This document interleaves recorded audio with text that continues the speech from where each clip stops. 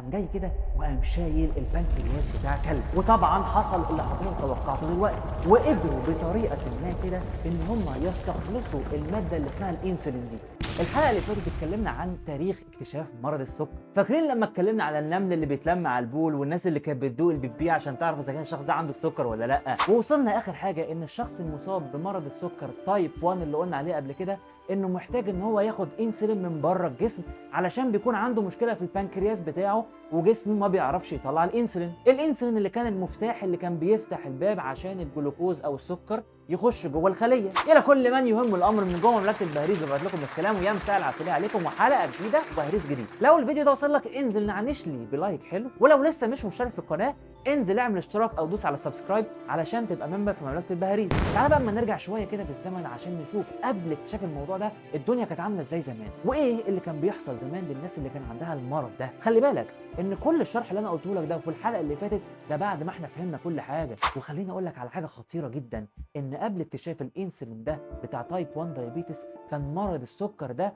مرض مميت. يعني مثلا تسال حد هو فلان ده مات ازاي، يقول لك يا عم اصل كان عنده السكر. دلوقتي حضرتك مستغرب، بس زمان الموضوع كان حقيقي مرعب وصعب. دلوقتي حسب بعض الاحصائيات في حوالي 220 مليون انسان على مستوى العالم عندهم مرض السكر وعايشين عادي جدا مع المرض ده. زمان بقى اللي كان عنده السكر ده وكان عشان يعيش حبه زياده كان بيتبع نظام غذائي قاسي جدا. ورحلتنا النهارده بقى هي ازاي تم اكتشاف علاج لمرض السكر. خلي بالك وليس شفاء للمرض. حقيقي الرحله كانت طويله جدا وما كانتش سهله زي ما اي حد ممكن يفتكر. احنا يا دوب هنقول اللي حصل ده في 4-5 دقائق، انما عايز اقول لك لاحظ فرق التواريخ اللي هنحكي عليه دلوقتي. سنه 1889 جم 2 علماء من المانيا وهم العالمان اوسكار مينكوفسكي وجوزيف فون مورينج، وعملوا تجربه غريبه شويه. وعشان اكون دقيق في معلوماتي قوي اللي عمل العمليه هو اوسكار مينكوفسكي. المهم عملوا ايه بقى يا ترى؟ قام جاي كده وقام شايل البنكرياس بتاع كلب. وطبعا حصل اللي حضرتك توقعته دلوقتي، لقوا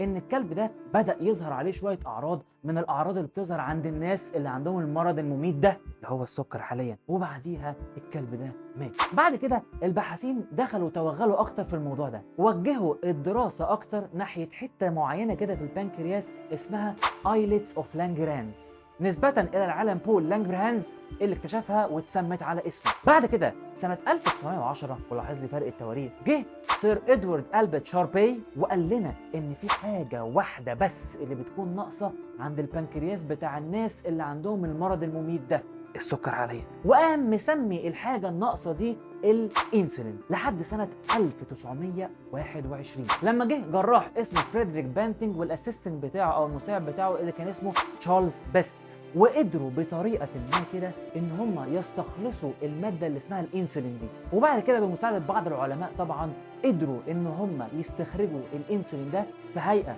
نقية وبيور بحيث ان هو يكون صالح للاستخدام اكتر. وبالمناسبة دي العالم فريدريك بانتنج حصل على جائزة نوبل في الميديكال فيسيولوجي نظرا طبعا لواحد من اهم الانجازات في التاريخ. وشوف بقى ده فتح كام مجال لعلاج كام بني ادم ليومنا هذا. والقصه ما خلصتش لحد هنا على فكره، تعال ما اقول لك ايه اللي حصل بعد كده وهل جربوها على بني ادمين ولا لا، لان التجربه اللي فاتت كانت على كلب. سنه 1922 وبالتحديد يوم 11 يناير كان في ولد اسمه لينارد تومسون. الولد ده كان عمره 14 سنه وكان عنده السكر كان بيموت. ده كان أول إنسان ياخد الإنسولين، بس للأسف الجرعة الأولى ما كانتش نقية زيادة فقامت عملت له مشاكل في جسمه. بمساعدة الدكاترة الولد أخد تاني جرعة إنسولين بيور بعد 12 يوم من أول جرعة، وبالفعل العلاج نجح ولينارد صحته اتحسنت قوي وفضل عايش 13 سنة بعد كده. ومات بحاجة تانية خالص، حاجة اسمها نيومونيا. وفضل الإنسولين يتجاب بالطريقة دي لفترة طويلة جدا